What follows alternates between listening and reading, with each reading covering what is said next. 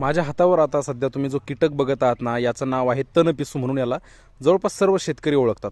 आणि हा मुख्य कुठे आढळतो तर ज्या ठिकाणी ढोरांची चरण्याची कुरणे, जसं की हिरवा चारा किंवा वाळलेला चारा, तर त्यावर हा सहजरीतीने आढळून येतो.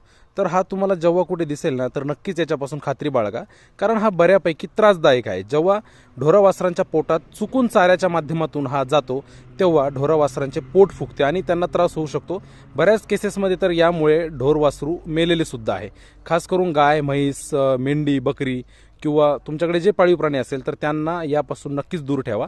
आणि जेव्हा तुम्ही जनावरांना चारा टाकत असाल तेव्हा एकदा हा त्यामध्ये नाही आहे याची खात्रीसुद्धा करून घ्या, कारण बऱ्याच केसेसमध्ये याच्या अडचणी निर्माण झालेल्या आहे.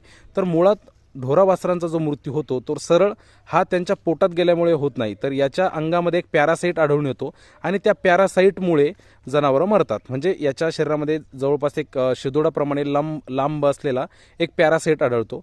त्याचंही मी तुम्हाला चित्र दाखवू शकतो, मात्र सध्या आपल्याकडे उपलब्ध नाही.